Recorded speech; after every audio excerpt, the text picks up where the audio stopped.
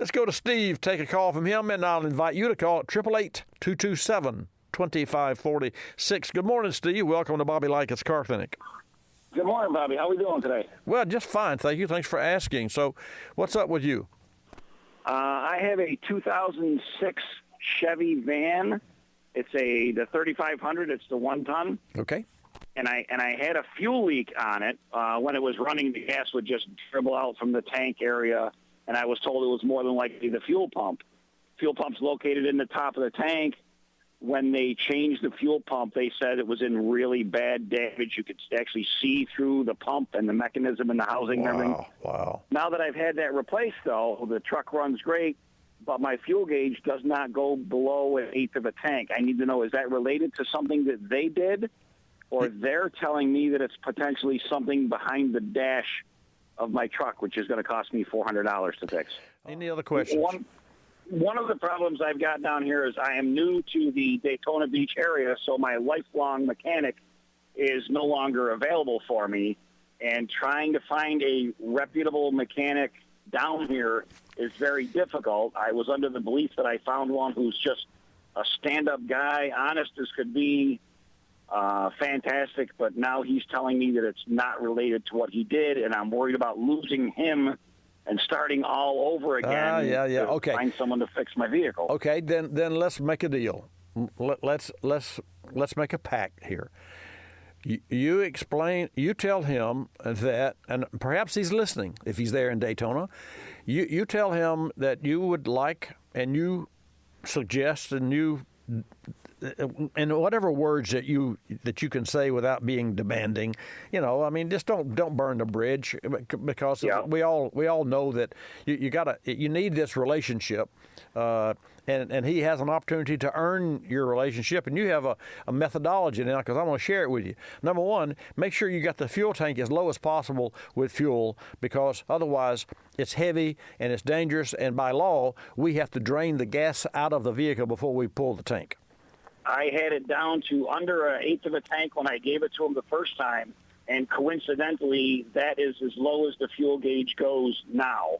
Okay, so here's what he can do.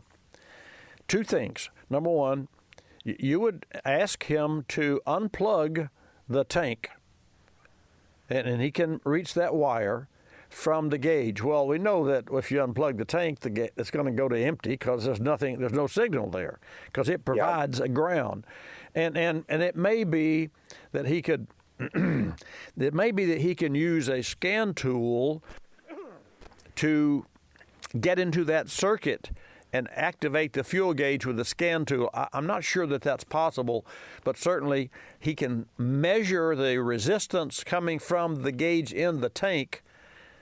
We've done this. We've actually had the tank out, and we've actually had this same, now that I think about it, we actually had this same problem where Tommy, our certified ASE technician, had replaced a fuel pump assembly, and the gauge didn't work.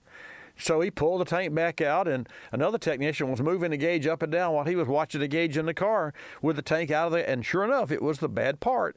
But we caught it before we delivered it. So here's what you want to do. You want him to replace that unit.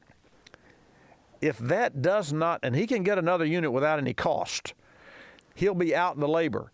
So pay him, promise to pay him, say split the labor with him, unless that fixes the problem. If it fixes the problem, you don't owe him anything. If it doesn't fix the problem, then he's at least paid his technician. That way you put some skin in the game, and he puts some skin in the game, and if he's worth saving, and you as a customer, which should be worth saving, then you've got an agreement, and you've got a way forward. You understand what I'm saying? I understand completely. Well, yes. I will tell you, I don't think I've ever had a customer come in here and say, hey, I take that back. We've had the customers come in here and ask for everything under the sun, and as a rule, we give it to them, unless we've done everything humanly possible, and then we draw the line. But he hasn't done everything humanly possible. He can replace that pump. So if his OEM supplier or his O'Reilly Auto Parts supplier, they pay as well. If they pay a fee or some of the claim, and we file claims, they pay some of the claim to replace this part, and then so he knows he's got some of their money in the part for no cost, and then if they don't pay, he knows he's got yours unless it fixes the problem, and if it fixes the problem, you don't owe him money anyway. So you go back to him and you have this conversation with him, and to ask him to step up. And if you like the guy, if he's got a good business, he just needs a little help here, needs a little push, and you can hit his hot button with this kind of a methodology. You get where I'm going here? I do understand completely. Okay, great. It's a beautiful little mom and pop shop. It reminds me so much of the gentleman that worked on my vehicle back home. I love it. He's outstanding, true to his word.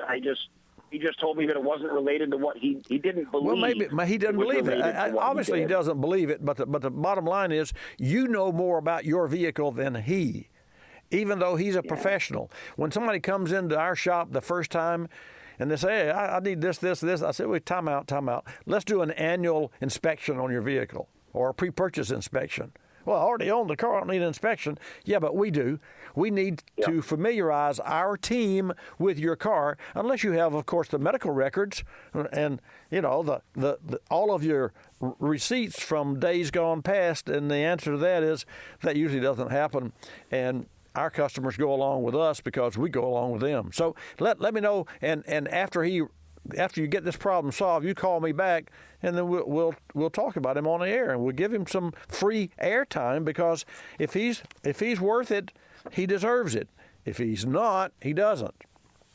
Understand absolutely. Great. I love your show. I will call you back when I find out what goes on. Appreciate it. Thanks, Steve. Good luck.